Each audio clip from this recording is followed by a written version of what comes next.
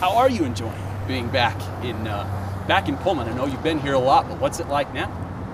It's a wonderful college town. To have the opportunity to come up here and play games and do TV up here for the last 20, 25 years has been unique in itself. But to come up here and spend some time here, these people are incredible up here, and it has a really gives you a feeling you want to be successful up here and do an outstanding job for them.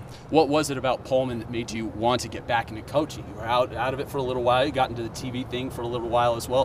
What was it about Pullman that drew you back?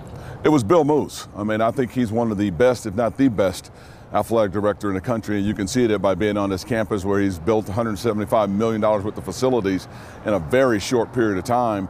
And to have somebody call you that's not only a great AD, but a very close friend, and ask you to come help you win a championship for their alma mater after helping him build one for your alma mater, I couldn't say no to that, and I couldn't be prouder to be working for him. What about Pullman? What about Washington State? What were some of those factors that made you say, I got to do this? It's the Pac-12 conference. I've always liked a challenge. St. Mary's College was a challenge for myself and my staff, and we built them a championship program, and it's still a championship program today. And even the University of Oregon was a challenge for us to build that program, and we built it into a championship program. So to have the opportunity to come up here in a phenomenal challenge, maybe the biggest one I've ever faced, it's the thing that motivated me to come back into coaching, that we can get this done here, and I'm looking forward to the challenge of getting it done.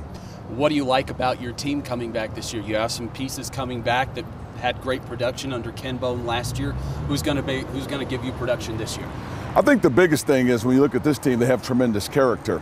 I've coached teams like this at Oregon where they've gone through some seasons of adversity, but guys never quit. I did a lot of their games on TV, and they always seem to bring their energy right back to the party again, get ready to play, get ready to go to work. So I look forward to coaching this team. Devontae Lacey is definitely the leader of this team, one of the better players in the conference, a tremendous scorer.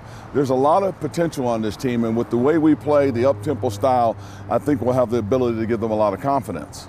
How much of an asset is Devontae exactly for your squad?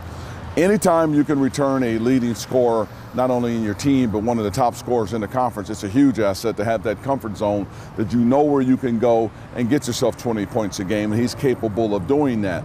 The thing I like about him, though, he's really focused on getting his teammates better. And this team has an opportunity for a couple of guys to really grow and support him. He needs help. He cannot carry us by himself. Obviously, we all know that. What about Q Johnson? Q Johnson is one of those players that I'm going to lean heavily on this year because I think, again, his explosiveness, he has an ability to score the ball, has an amazing game in his package as well. And how about the talent when you've had a chance to first evaluate them? You've seen them in the past. I know you've been keeping an eye on them for a while, but now that you're on campus, now that you're really rooting yourself into the program, what evaluation were you able to find?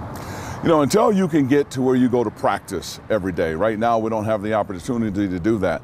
That'll happen for us October 3rd, where we can get a team in practice. You can work on your defense every single day. You can go through the grind, the day-to-day, week-to-week grind. Then you'll have a better feel for that. But this team has done everything we've asked them to do so far, particularly off the floor. They've been pretty amazing. You're going to face Oregon a couple times this year and a chance to face them even more down the road, and again in conference tournament play as well this year.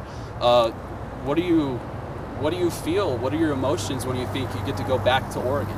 I have zero emotions right now because you haven't gotten to that point. There's so much to do before we even get to that point in time. And I talk about building a program. That blueprint is one that you have to get your academics in order. We've done that. Recruiting is what we're heavily doing right now. And then from recruiting, you start to get your basketball team in order. So you really don't worry about the emotions of that. It's just another game, and it really is. Right now, it's just about building Bill Moose, Washington State. The Cougs, a great basketball program. Is there anything about Eugene, because a lot of people that I've talked to, or a few of them anyways, have said it'll be kind of cool to see Ernie again come back to Oregon. You didn't have an opportunity to play, to coach at Mac, did you? Or at Matthew Knight, excuse me. Well, you didn't, but you've had a chance to do a lot of TV games, and that's a wonderful arena that we've had some teams that have had a tremendous amount of success there in Oregon. You've had some players that had some outstanding success there as well, too. So that arena was built on a lot of hard work by a lot of people in that community. So it's a wonderful building. It's one of those nice buildings in the country that you can say you had an opportunity to play in. Have you talked to anybody from back in Eugene since you came to Pullman? I talk to a lot of people. I've got my kids back there in that area still, so I talk to people quite often in Eugene. Oregon's had they've had a couple sizable bumps in the last 6 or so months. Not talking about that. Okay. That doesn't concern me. I understand. I completely understand. What is it like as a coach? Because these are kids. These are 17, 18, 19, 21-year-old kids that you're coaching. What is it like for you trying to teach them, trying to steer these kids in a direction that you want them to look back on and think, I really appreciate what Coach Kent did for me? Yeah. Anytime you're in this profession, and if you're coaching college basketball, and this is one of the things that I talk about in every home that I'm in and every school that I'm in, there is no way that I would let my kids fail. And they have not failed. My kids have had careers in their own right, and they're off to great starts in terms of being young adults right now. And there's no way that I'm going to let anybody else's son fail underneath me as well, too, because in essence, when I inherit your son, they come into my program, they become my son. And I'm not going to let my kids fail. I'm not going to let your son fail. And I think kids get that, they understand that. We've had a tremendous amount of success with the kids that we've coached, and I look forward to coaching this group here too and making them successful also. Some coaches might not look to return to another school within the same conference. Why did you choose to come back to one of the conference foes that you played against? Yeah, it wasn't necessarily choosing, they chose me. And again, my relationship with Bill Moose is why I'm here coaching. You always want to coach at the highest level. This was the only opportunity, and it's a wonderful opportunity. If I had my choice, this would be my school. And for those reasons I talked about earlier, it's a tremendous challenge. You have outstanding people here, outstanding personnel. You have an excellent administration. Our president is wonderful. Dr. Floyd has done some tremendous things here. So Washington State to me is a hidden gem.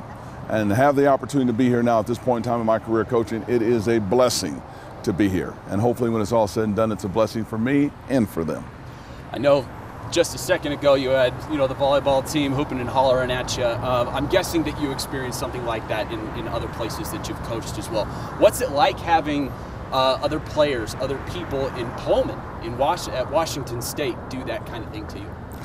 You know, I think anytime you've been in coaching as long as I've had, and when you've had some success, people are going to feel like, there's somebody that could get the job done for you. But this is the honeymoon period you're in right now. Everybody loves you right now. So until you have an opportunity to get some W underneath your belt, that's the true test of time in terms of what you'll do for this school. But like I said, these are wonderful people here. And I think in a very short period of time, they've definitely have made an impact on me.